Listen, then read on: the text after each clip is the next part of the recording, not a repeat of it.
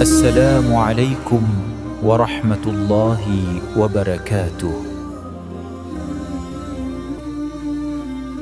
Setelah hijrah dari Makkah, Rasulullah Shallallahu Alaihi Wasallam tiba di Yatsrib, negeri yang kemudian dikenal sebagai Madinah.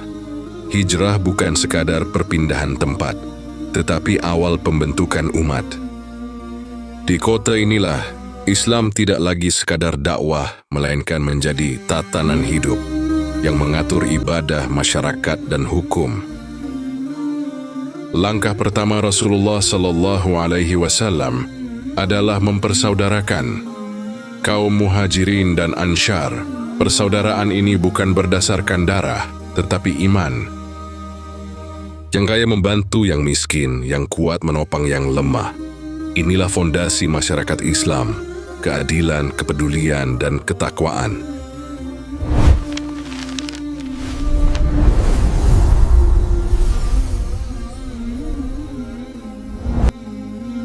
Hijrah Rasulullah Sallallahu Alaihi Wasallam ke Madinah bukanlah sekadar perpindahan fisik dari Makkah ke Yatsrib. Ia adalah titik balik sejarah umat manusia. Para ulama sirah seperti Ibnu Katsir menjelaskan bahwa sejak hijrah, Islam memasuki fase tamkan, fase ditegakkannya kekuasaan yang sah, berlandaskan wahyu, bukan ambisi dunia. Madinah adalah kota yang majemuk. Di sana hidup kaum Aus dan Khazraj yang lama bermusuhan, kaum Muhajirin yang datang tanpa harta, serta kabilah-kabilah Yahudi dengan perjanjian dan tradisi sendiri. Al-Qurtubi menyebut kondisi ini sebagai ladang ujian kepemimpinan paling berat. Langkah pertama Rasulullah Shallallahu Alaihi Wasallam bukan membangun istana, bukan pula menyusun pasukan, melainkan membangun masjid. Masjid Nabawi menjadi pusat ruhani sekaligus pusat negara. Imam An-Nawawi menegaskan, inilah ciri khas negara Islam, kekuasaan bertumpu pada ibadah. Rasulullah Shallallahu Alaihi Wasallam ikut mengangkat batu, memanggul tanah, dan bekerja bersama para sahabat. Imam Al-Ghazali menyebut kepemimpinan Nabi Sallallahu Alaihi Wasallam sebagai kepemimpinan keteladanan, pemimpin yang paling dulu berkorban, bukan yang paling dulu meminta. Setelah masjid berdiri, Rasulullah Sallallahu Alaihi Wasallam mempersaudarakan Muhajirin dan Ansyar. Persaudaraan ini bukan simbolik, tetapi nyata. Imam Ibnu Hajar menjelaskan, mereka saling mewarisi, saling berbagi rumah, dan saling menopang ekonomi. Orang-orang Ansyar menyerahkan separuh hartanya, bukan karena kelebihan, tetapi karena iman.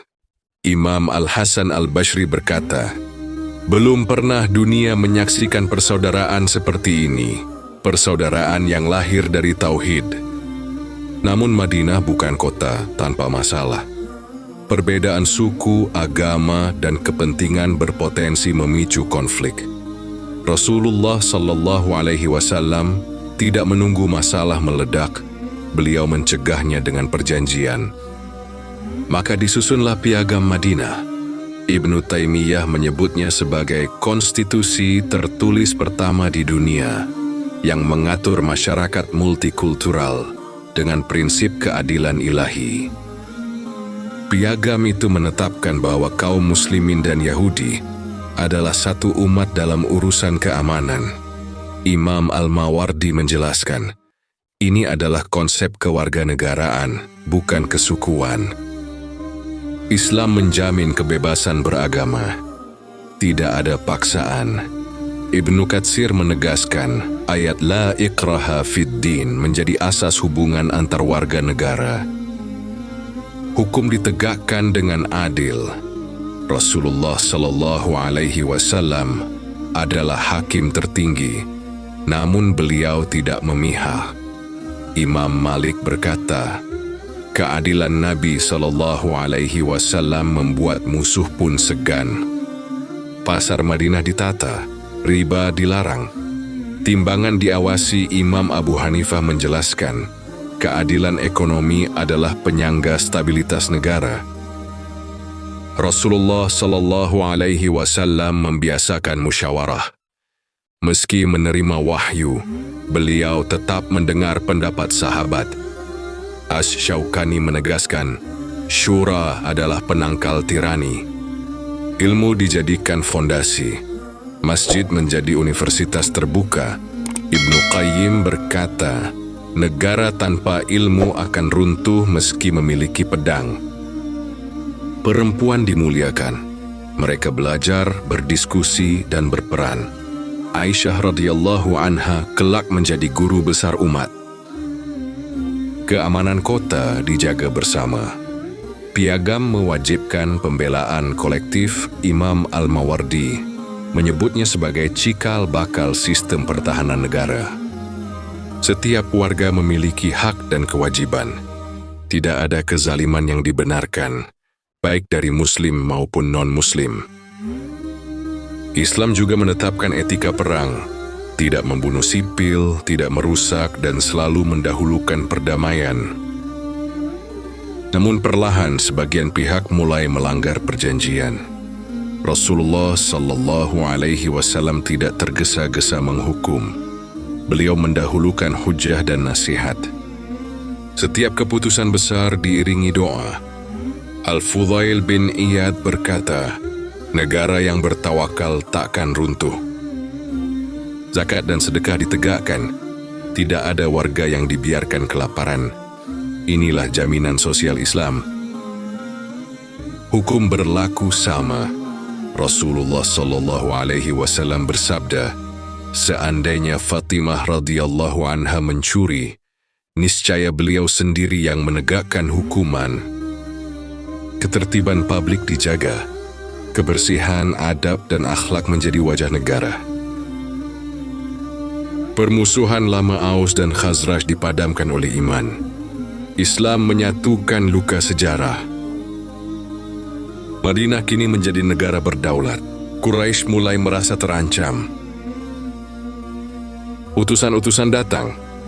Diplomasi dijalankan tanpa mengorbankan prinsip. Rasulullah Shallallahu Alaihi Wasallam tegas dalam prinsip, namun lembut dalam metode. Tidak zalim, tidak pula lemah. Ujian kesetiaan datang silih berganti. Piagam Madinah menjadi tolok ukur kejujuran. Hukum ditegakkan konsisten. Negara berdiri di atas amanah, bukan kekuatan senjata. Islam menunjukkan rahmatnya. Bahkan non-muslim merasakan keamanan di bawah naungan negara Madinah. Para ulama sepakat, Piagam Madinah adalah model tata negara Islam yang paling otentik. Namun ancaman eksternal kian nyata. Quraisy menyiapkan langkah balasan. Rasulullah Shallallahu Alaihi Wasallam mempersiapkan umat bukan dengan ketakutan, tetapi dengan iman. Latihan, disiplin, dan doa menjadi bekal menghadapi masa depan. Madinah kini bukan hanya kota, ia adalah cahaya peradaban. Dari kota inilah Islam akan melangkah ke dunia. Namun sebelum kemenangan besar, ujian berat harus dilalui. Rasulullah Shallallahu Alaihi Wasallam memandang ke depan dengan keyakinan penuh kepada Allah Subhanahu wa Ta'ala. Sejarah bergerak menuju Badar, hari penentuan antara iman dan kesombongan. Piagam Madinah mengajarkan satu kebenaran abadi. Negara yang dibangun di atas iman, keadilan, dan perjanjian akan bertahan meski diterpa badai sejarah. Untuk menjaga ketertiban, Rasulullah Shallallahu Alaihi Wasallam menyusun sebuah perjanjian. Perjanjian ini mengatur hubungan antara kaum muslimin, Yahudi, dan seluruh penduduk Madinah. Inilah yang dikenal sebagai Piagam Madinah, sebuah konstitusi yang menegakkan keadilan, kebebasan beragama, dan tanggung jawab bersama dalam menjaga keamanan negeri. Dengan piagam Madinah, Rasulullah sallallahu alaihi wasallam meletakkan dasar sebuah negara yang adil dan beradab, negara yang dipimpin dengan wahyu, ditegakkan dengan kejujuran, dan dijaga dengan amanah. Dari Madinah Al-Munawwarah, Islam tumbuh menjadi peradaban yang menerangi dunia. Terima kasih telah menyimak perjalanan kisah ini. Semoga kisah ini menjadi pengingat, penambah iman, dan teman dalam perjalanan hidup kita. Nantikan episode berikutnya. Semoga Allah Subhanahu wa Ta'ala merahmati langkah kita, menenangkan hati kita, dan menguatkan setiap doa yang kita panjatkan. Wassalamualaikum warahmatullahi wabarakatuh.